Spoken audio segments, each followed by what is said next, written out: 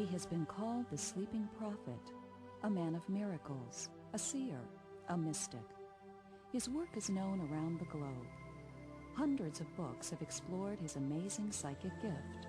From medical diagnoses to predicting social change, Edgar Cayce's legacy has touched the lives of millions. For 43 years of his adult life, Edgar Cayce gave psychic readings on more than 10,000 different subjects. Nearly everything imaginable is explored in his material: healing, business advice, the Bible, education, child rearing, ancient civilizations, spirituality, prophecy of world events, and much more. He looked like a country doctor, a simple person. You wouldn't turn around the street if you saw him. But once you spoke to him, his voice was soft, it was direct, it was honest, it was embracing. And for me, I always saw a double pupil, a superimposure, as if he were looking through eternity. It made you a little uncomfortable at times because you wondered what you had done yesterday or said yesterday that you ought not to have said. You know, growing up as a teenager with a psychic father is pretty rough. My father was an unusually creative person. He was a fine photographer and was noted for his pictures, especially those of children. Edgar Cayce was an inventor of games. He loved to play all kinds of games and invented one called Pit, which is still on the market. He was a fine bowler. I never won a bowling game from him. He was a lousy golfer, but he loved to play. He was a great fisherman and fished everywhere that he had an opportunity. He was a man who loved to cook and did all kinds of things with preserves and berries of various kinds. He was a great gardener and loved to have exotic trees of all kinds around him. He was a man who was a fine Sunday school teacher, and he always had the largest classes in any church that he worked in. Most of the people he never saw, many of them didn't even acknowledge the reading or pay for them. But if he was asked, he would give. I don't know what I would have done or where I would be without it. I thought everybody's father gave readings. Didn't want a doctor, I wanted one of Dad's readings. I think he felt that he had the ability to help people, and that's what he wanted to do. I often heard him say, do you suppose this is ever going to amount to anything? The Cayce legacy presents a body of information so valuable that Edgar Cayce himself might have hesitated to predict their impact on contemporary society. 60 years ago, who could have known that one day terms such as meditation, auras, spiritual growth, reincarnation, and holism would become household words to millions? Cayce's organization, the Association for Research and Enlightenment Incorporated, ARE, has grown from its humble beginnings to an association with Edgar Cayce centers in countries around the world.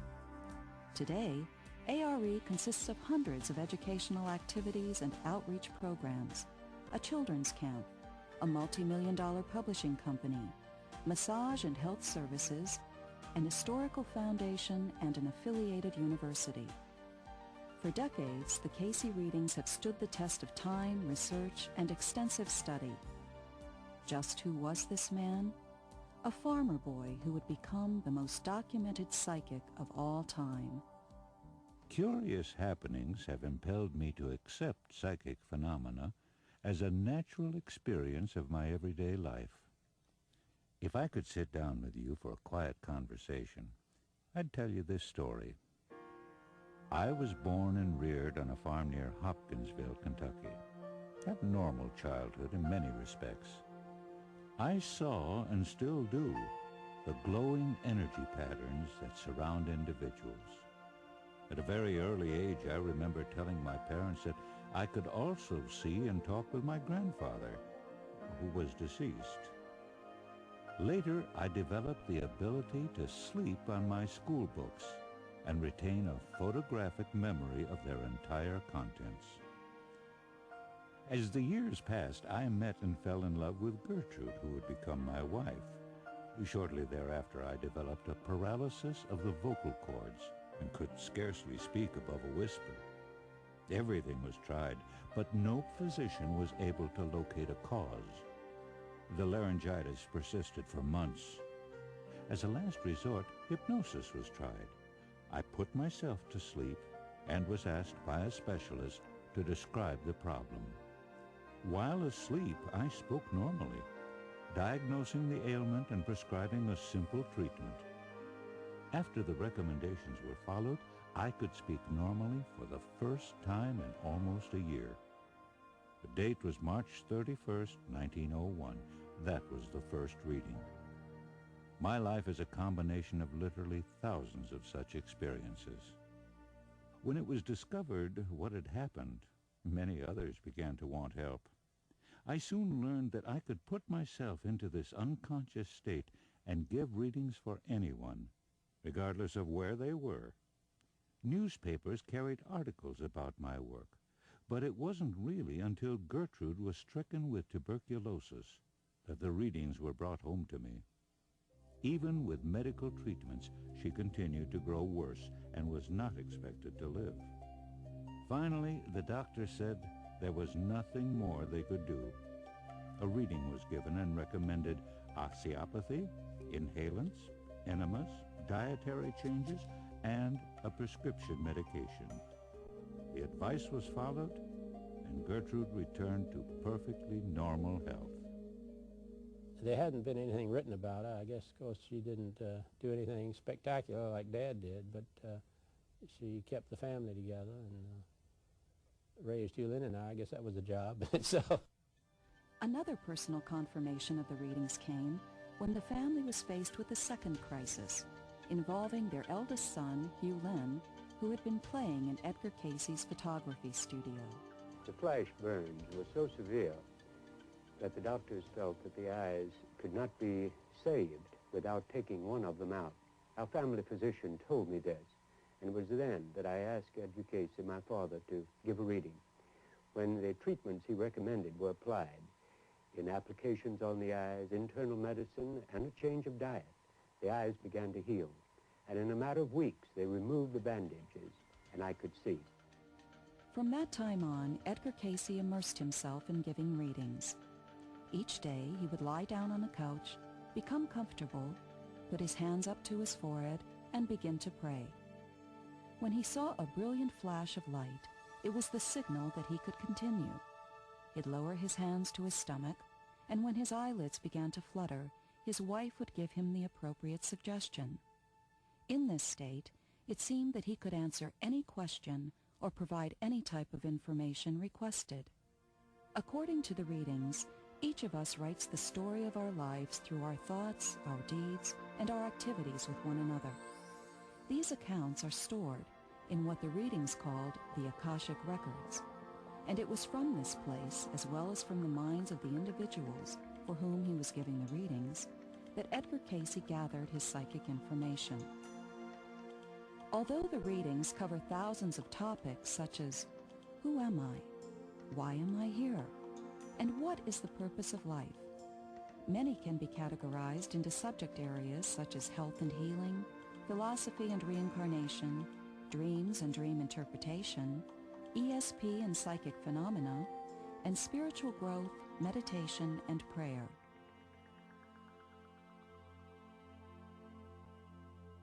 When I think of Edgar Cayce, I think of more than the psychic man, I think of health. For all healing comes from the one source. Whether there is the application of foods, exercise, medicine, or even the knife, it is to bring to the consciousness of the forces within the body that aid in reproducing themselves, which is the awareness of creative or God forces. Cayce saw total health as encompassing the physical, mental, and spiritual components of the individual, and offered important insights into how each of us can stay well. The readings make recommendations for hundreds of health concerns, from diet, childbirth, and longevity, to arthritis, cancer, and psoriasis. Called the father of holistic medicine, Cayce was ahead of his time in describing the workings of the human body and foreseeing the direction of health care.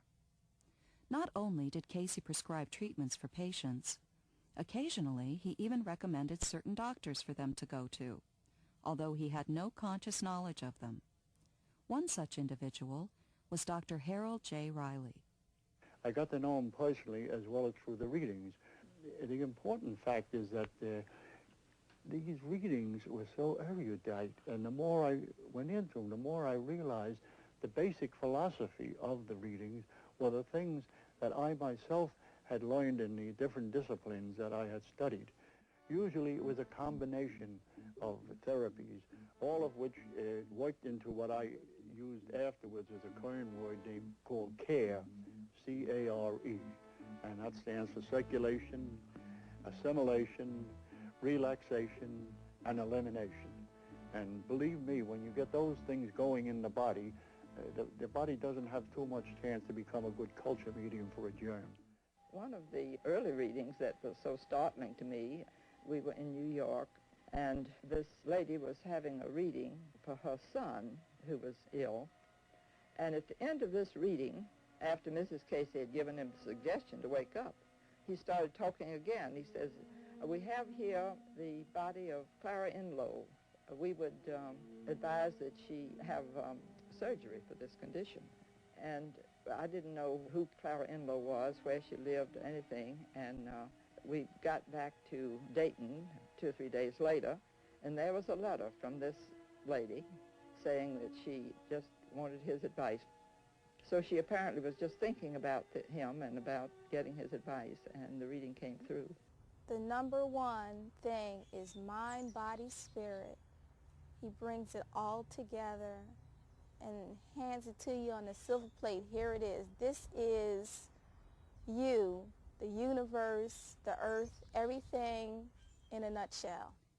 It was the health information that led the Cayce family to Virginia Beach in the mid-1920s. One of Cayce's lifelong dreams was to build a hospital and to form an organization that would work with his psychic information. The readings advised the location, Virginia Beach, then a small resort town, and it was there that the hospital was built. Although lost during the Depression, the building was bought back in the mid-50s, and from that day forward became association headquarters. Today, the principles of healing remain the same and are explored by individuals, physicians, researchers, and healthcare practitioners throughout the world. We find that these conditions arose as the result of what might be called occupational disturbances. Not enough in the sun, not enough hard work. There has been plenty of brain work, but the body is supposed to coordinate the spiritual, mental, and physical. He who does not give recreation a place in his life and the proper tone to each phase, well, he just fools himself. Someday he pays the price.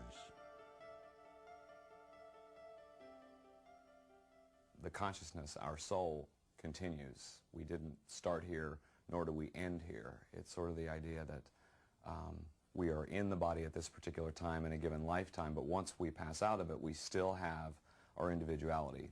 In other words, the soul survives, and that was Cayce's view, that we change places. We go to different realms of consciousness, but we never really die. To find that you lived, died, and were buried under the cherry tree in grandmother's garden does not make you one whit a better person. But to know that you spoke unkindly and suffered for it, and in the present may correct it by being righteous, that is worthwhile. For each soul constantly meets itself. And if each soul would but understand those hardships which are accredited much to others are caused most by self, know that in those you are meeting thyself. The Cayce approach to reincarnation provides a